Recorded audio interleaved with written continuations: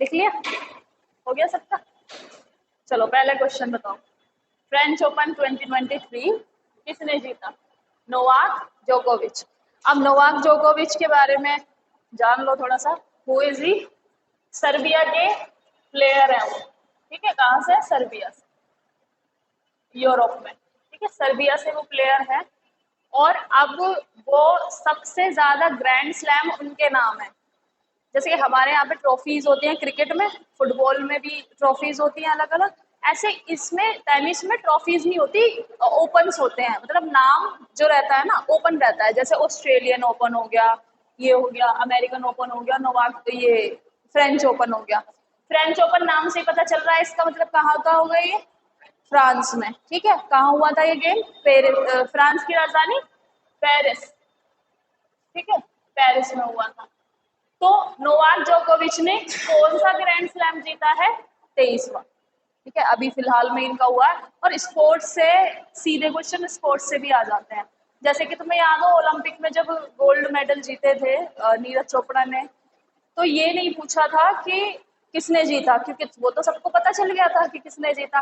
फिर ऐसे पूछा था कि किसने कौन कौन से मेडल जीते, है ना। जैसे ये बॉक्सिंग में लेवोलिना थी, और नीरज चोपड़ा हो गए, और कौन था? बजरंग पूनिया भी था ना ओलंपिक में। ये बजरंग पूनिया रेसलिंग में क्या था इनका? सिल्वर था। सिल्वर था बजरंग पूनिया का। तो ऐसे इनके नाम थे और उसके आगे मेडल लिखे हुए थे कि मैच करके बताओ किसने कौन सा जीता। तो ऐसे भी पूछ लेते हैं। तो फ्रेंच ओपन पे भी क्वेश्चन आ सकता है कि किसने जीता, कब जीता। नोवाक जोकोविच ने जीता, सर्बिया के ये प्लेयर है। और ये भी पूछ सकते हैं कि कौन खेल रहा था, किसके अगेंस्ट में खेल रहे थे ये। तो इनके जो ओपोनेंट थे उनका नाम था कैस्पर रूड। Caspar rude. ठीक है, कैस्पर रूड इनके ओपोनेंट थे। अभी ये फिलहाल में ही हुआ है फ्रेंच। अब नेक्स्ट इसी का ये कौन सा जीता इन्होंने? 23वां। और अब ये सबसे ज्यादा ग्रैंड स्लैम जीतने वाले एकमात्र प्लेयर बन गए टेनिस के। टेनिस क्या होता है? देखा है टेनिस?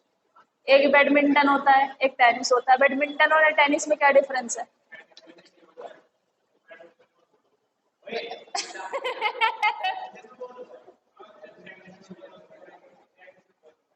बैडमिंटन बॉल से कब खेला भाई तुमने? उसका वो बैट उतना हल्का होता है, वो बॉल से तो खराब हो जाएगा।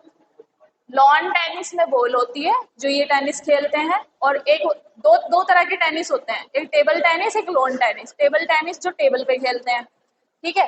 और एक होता है ये जो जोकोविच खेलते हैं, ये लॉन टेनिस। लॉन मीन्स ये उस पे खेला जाता है कोर्ट्स पे, जो इनका कोर्ट होता है उस पे खेला जाता है। ठीक है, तो ये हो गया टेनिस। अब हर घर जल कार्यक्रम किसने लॉन्च किया था? देखो कल भी इसके बारे में हमने पढ़ा था। हर घर जल मिनिस्ट्री ऑफ जल शक्ति या जल शक्ति मंत्रालय ने ये 2019 में लॉन्च हुआ था बच्चों। और ये इसका जो वो था लक्ष्य, वो क्या था कि हर घर टैप वाटर पहुंचाना है बाय 2024। लक्ष्य रखा गया था अगले साल तक का, 2024 तक का। बाकी कल भी मैंने बताया था 62%, यानी कि समथिंग 12.3 करोड़ घर में टैप वाटर पहुंचाया जा चुका है। हाल ही में थाईलैंड के प्रधानमंत्री कौन बने हैं? ये बने हैं पिता लिंजोरा एंटोनेट या एंटोरेट। अब ये थाईलैंड में क्या है? थाईलैंड जो गवर्नमेंट है वहां पे पार्लियामेंट्री फॉर्म ही है। ठीक है, पार्लियामेंट्री फॉर्म ऑफ गवर्नमेंट है। और वहां पे भी प्रधानमंत्री बनते हैं। तो अभी दो पार्टी जीती हैं। एक तो ये जीती है एमपी कुछ करके है, एमपीएफ क्या इसको इनकी पार्टी का नाम था एमएफपी। एक तो इनकी पार्टी जो थी वो थी एमएफपी, और एक और प्लस एक और पार्टी है, उसका नाम था फ्यू थाई पार्टी। यहाँ पे भी कोलिशन होता है, फ्यू थाई पार्टी। ठीक है, ये दो पार्टी जीती है कोलिशन से। और जो इसमें प्रधानमंत्री बने हैं वो है ये पिता लिंजोरा एंटोरेट। कैसे? कौन बन सकता है दूसरी कंट्री में? रूल पे डिपेंड करता है। जैसे कि हमारे यहाँ पे प्रेसिडेंट प्रेसिडेंट तो बन सकता है, और वो भी नेचुरलाइजेशन से, मतलब अगर वो यहीं का सिटीजन है तब, या फिर उसने सिटीजनशिप ले रखी है इंडिया की तब। लेकिन ऐसे नहीं बन सकता कि वो किसी और देश का था। जैसे कि अगर in case of Sonia Gandhi अगर तुम लो, सोनिया गांधी हालांकि उसकी पार्टी जीतती थी वो, लेकिन वो प्रधानमंत्री नहीं बन सकती थी। क्यों नहीं बन सकती थी? इटालियन थी वो। हालांकि उन्होंने शादी किससे की थी? राजीव गांधी से। ठीक है, बना जा सकता था, लेकिन जो हमारे कॉन्स्टिट्यूशन में क्या लिखा हुआ, he shall be a citizen of India. ठीक है, तो प्रधानमंत्री पद के लिए हमेशा सिटीजन ऑफ इंडिया होगा। हालांकि राष्ट्रपति पद पे बाहर से, जैसे फॉर इंस्टेंस कोई फॉरेन है तो वो नेचुरलाइजेशन से कर सकता है। नेचुरलाइजेशन एक पीरियड होता है कि लेस देन तुम्हें 7 years कुछ दिखाने पड़ेंगे। एक 11 years तक तुम यहीं रह रहे हो, 11 साल से तुम यहीं रह रहे हो, और उन 11 साल में मैक्सिमम 7 month तुमने इंडिया, 7th year तुमने इंडिया में ही बिताए, तब तुम्हें नेचुरलाइजेशन से मिल सकता है। और वो भी फिर तुम आके वहां पे अप्लाई करोगे। ठीक है, जो भी मिनिस्ट्री ऑफ होम अफेयर्स में होता है रजिस्ट्रेशन, वहां से वो करके डॉक्यूमेंट वेरिफिकेशन तुम्हें सिटीजनशिप दे देंगे। जैसे कि पाकिस्तान के थे एक सिंगर अदनान सामी, सुना हो तुमने? नाम सुना है अदनान सामी का? तुमने क्या ही सुना है? तो अदनान सामी तुमने कभी देखा ही नहीं? अदनान सामी सिंगर है वो, ना देखा?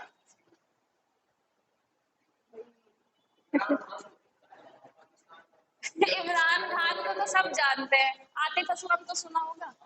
आतिफ असलम तो पाकिस्तानी है, अब वो आते हैं यहाँ पे वीजा पे। ठीक है, वो सिटीजन नहीं है। बट जो अदनान सामी है, तो मैं बहुत कुछ जाना पहचाना सा कुछ मैं, पता नहीं, अब तुम सुनते तो हो नहीं। चलो रहने दो, कैमरे के सामने नहीं बोलना मुझे, रहने दो। हाँ, मैं बता रही हूँ, ठीक है, हाँ डिलीट हो जाएगा, मैं बता रही हूँ। वो गाना नहीं सुना, मुझको भी तो लिफ्ट करा दे, वो मीन का गाया हुआ है। छोड़ो, अब तो रहने दो।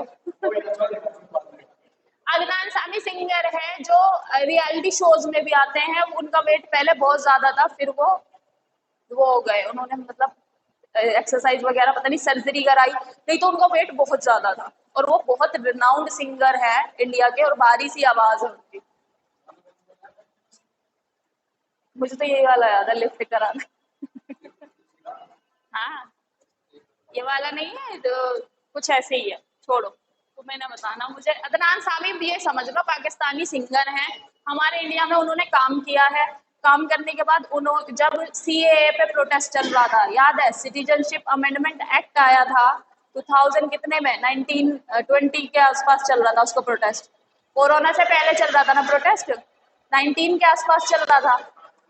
ठीक है, 2020 में फिर उनके हटा दिए थे वो क्या वो कौन सा बाग था वो, शाहीन बाग, दिल्ली। वहां प्रोटेस्ट चल रहा था सिटीजनशिप अमेंडमेंट एक्ट पे। ठीक है, तो उस समय गवर्नमेंट ने जो बाकी लोग और जो माइनॉरिटीज ओपोजिशन कर रही थी सिटीजनशिप अमेंडमेंट एक्ट का कि ये हमारे खिलाफ है, हमारे अगेंस्ट है, तो उन लोगों के लिए उन्होंने ये कहा था कि देखो ऐसा नहीं है, जो कोई बाहर से आएगा उसे नेचुरलाइजेशन से सिटीजनशिप दे दी जाएगी, बस इस एक्ट के तहत नहीं दी जाएगी उनको। ठीक है, बाकी जो हमारा सिटीजनशिप अमेंडमेंट एक्ट 1955 है ना, 1955 के तहत उसको सिटीजनशिप मिल जाएगी। ऐसा नहीं था, एक्सक्लूड ऐसे नहीं कर रहे। ठीक है, और वो गवर्नमेंट को समझाने में टाइम लग गया, क्योंकि वो उन्होंने इंट्रोड्यूस ही इस वे में किया था कि उससे बहुत ज्यादा लोगों में अनरेस्ट रहा। सुना था सिटीजनशिप अमेंडमेंट एक्ट, तो सुना था 2019 2020 क्या था, सीएए एनआरसी के ऊपर फिर वहां पे वो हुआ था। एनआरसी, देखो एनआरसी हर जगह नहीं कराई जा सकती थी, वो पर्टिकुलर सुप्रीम कोर्ट का ऑर्डर था असम में कराने के लिए। क्यों? क्योंकि असम का बॉर्डर बांग्लादेश से मिला हुआ, और बांग्लादेश से जो इलीगल माइग्रेंट है वो असम में आते थे।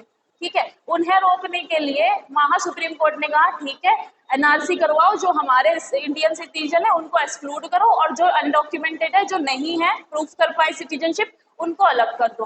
ठीक है, तो उसी उसी को रूमर बना दिया लोगों ने कि एनआरसी कराई जाएगी पूरे देश में, तो जो अनडॉक्यूमेंटेड है उन्हें बाहर निकाला जाएगा। तो ये सिर्फ रूमर था। बट सिटीजनशिप अमेंडमेंट जो बिल आया और फिर उसके बाद सीएए 2020 जो आया था, जिसके ऊपर राइट्स हुए दिल्ली में, ये ये जो आया था, इसमें क्या था, जो कुछ कम्युनिटीज है, पाकिस्तान, अफगानिस्तान, बांग्लादेश और म्यांमार, इन 4 देशों से जो परसिक्यूटेड मुस्लिम हैं, ये नहीं, जो परसिक्यूटेड हिंदू हैं, सिख, बुद्ध और जैन, ठीक है, और क्रिश्चियन भी था शायद, उसमें कुछ 5 कम्युनिटीज थी, बुद्ध, जैन, सिख, हिंदू और पारसी इंक्लूड था या नहीं, क्रिश्चियन था, 5 थे, सिर्फ 5 याद रखना, ठीक है। उनको यहाँ सिटीजनशिप दे दी जाएगी। अब उसमें से एक्सक्लूड क्या कर रखा था, मुस्लिम्स, तो उसकी वजह से सारा प्रॉब्लम क्रिएट, इनकी खुद की क्रिएट की गई प्रॉब्लम थी। देखो, आपने इसे इंट्रोड्यूस कर दिया, ठीक है, लेकिन जो अनरेस्ट माइनॉरिटीज में आया उसे आप सेटिस्फाई पहले ही कर देते ना, कि भाई जो हमारे यहाँ पे माइनॉरिटीज वैसे है उनको सीए, ये जो 1955 है इसके तहत मिल जाएगी नागरिकता, तो क्यों ऐसे डाल दिया अविश्वास में कि उनका ट्रस्ट नहीं रहा गवर्नमेंट में, फिर वो बैठ गए प्रोटेस्ट करने। डेमोक्रेसी है, डेमोक्रेसी में एक चीज तुम्हें देखनी होगी, जो भी डेमोक्रेटिक गवर्नमेंट है वहां पे प्रोटेस्ट होते हैं, चाहे वो देखो तुम ब्रिटेन का एग्जाम्पल ले लो, फ्रांस का एग्जाम्पल ले लो, या फिर ये हो गया क्या बोलते हैं ये अमेरिका, ठीक है, प्रोटेस्ट होते हैं सब जगह, देखा है तुमने, अमेरिका में भी हुआ था, डोनाल्ड ट्रंप को हटाने के टाइम पे भी हुआ था, डोनाल्ड ट्रंप को जब उस पर अभियोग लग गया था, इम्पीचमेंट का केस चल रहा था डोनाल्ड ट्रंप पे, उस टाइम पे भी व्हाइट जो कैपिटल हॉल है, जो वहाँ का है व्हाइट हाउस का हॉल, हाँ, वहां पे उन्होंने वहां पे वो किया था, तोड़फोड़ की थी, ठीक है। तो डेमोक्रेटिक गवर्नमेंट में प्रोटेस्ट होते हैं, और सीएए का जो मकसद था बस वो जो 5 परसिक्यूटेड कम्युनिटी है, जिसके फर्स्ट हो गए हिंदूज, परसिक्यूटेड मीन्स जो वहां से उनको प्रताड़ना करके निकाल दिया जाता है, और ये जरूरी भी है, उनके साथ बहुत बुरा होता था। सिख और बुद्ध,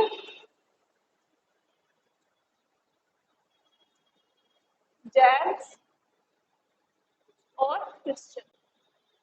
पारसीज तो है ही नहीं बेटा, पारसीज की तो पॉपुलेशन कम होती जा रही है हमारे देश में भी, ठीक है, तो पारसीज का तो था ही नहीं। इन 5 कम्युनिटी को इसमें से मुस्लिम्स को एक्सक्लूड कर दिया था, जिसकी वजह से प्रोटेस्ट हो रहे थे, बाकी पॉलिटिक्स थी और कुछ नहीं था इसमें। चलो अब नेक्स्ट देखो, हाँ, नेचुरलाइजेशन से मिल सकती है, फॉर इंस्टेंस कोई रशिया से और वो हमारे यहाँ पे सिटीजनशिप लेना चाहता है, तो उसे ये दिखाना भी तो पड़ेगा वो यहाँ रहना चाह रहा है, वो जब यहाँ रहेगा और वो ये दिखाएगा कि हाँ वो मिनिमम उन 11 साल में से 7 साल इंडिया में ही रहा है, ऐसा नहीं कि इंडिया में दिखा के कि मैं यहाँ रह रहा हूँ और 11 साल अपने ही देश में रह रहा हूँ, ऐसा नहीं, पूरा प्रूफ दिखाना पड़ता है, रेजिडेंशियल सारी चीजें, तो नेचुरलाइजेशन से बाहर वाले को मिल जाती है, और बाकी हमारे यहाँ वाले को कैसे मिलेगी, वहां पे सिटीजनशिप का तुम्हारा पूरा क्लॉज है, उसमें आर्टिकल 5 से लेके 10 तक, आर्टिकल 5 से 10 तक तुम्हारे सिटीजनशिप के हैं, वो फंडामेंटल राइट के बाद करा दूंगी मैं तुम्हें, क्योंकि सिटीजनशिप बहुत छोटा सा टॉपिक है, कर लोगे। थाईलैंड देश कौन से महाद्वीप में स्थित है, एशिया। अब एशिया में भी इसकी पोजीशन देख लेना कि कहाँ पर है, यहाँ है थाईलैंड,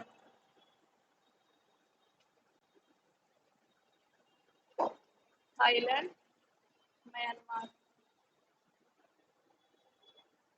ठीक है, ये है, तो ये किसका पार्ट है, एशिया का। और मलेशिया कहाँ पर है, देखो ये है मलेशिया,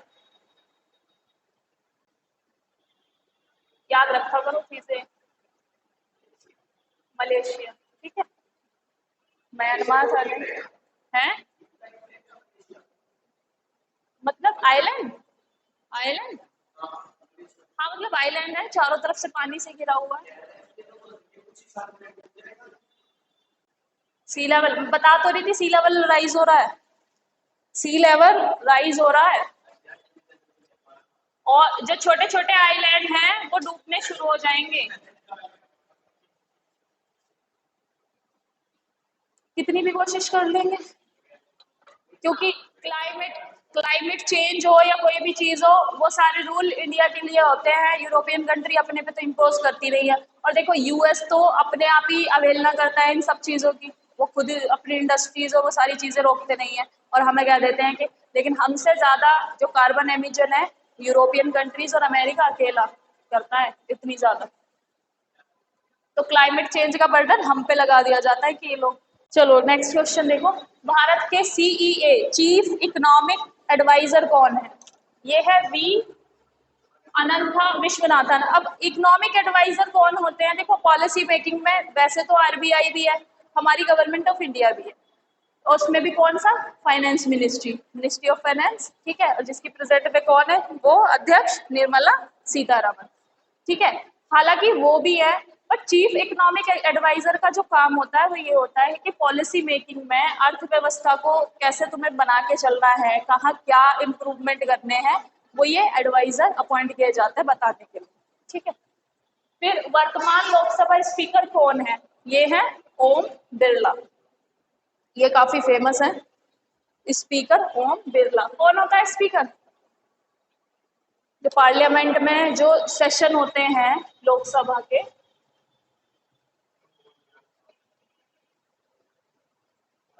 सेशन होते हैं, तो जो स्पीकर होता है एक तरह से वो लोकसभा का अध्यक्ष है, ठीक है। एक लोकसभा का अध्यक्ष है, जो कि बिल रखे जाते हैं, वो उनके सामने चर्चा होती है, वो जो बहस होती रहती है, वो जो ऊपर बैठे शोर मचाते रहते हैं ना कि चुप हो जाओ तुम लोग, वो वाले, ठीक है, वही लोकसभा के स्पीकर है, ठीक। और देखो एक और चीज याद रखना, लोकसभा का स्पीकर सेम राज्यसभा का नहीं होता। राज्यसभा का कौन होता है? सभापति, उपराष्ट्रपति। कौन है उपराष्ट्रपति? अब हमारे नहीं पता उपराष्ट्रपति कौन है, भूल गए?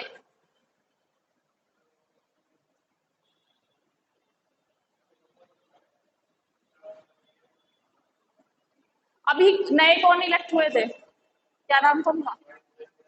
जगदीप धनखड़ नहीं हुए थे उपराष्ट्रपति? जगदीप धनखड़, धनखड़ वही है राज्यसभा के सभापति। एक बार चेक करो वाइस प्रेसिडेंट कौन है, नाम बिल्कुल कंफर्म होना चाहिए, ऐसे नहीं कि इन्फॉर्मेशन गलत ही दूं तुम्हें मैं। Vice president of India present,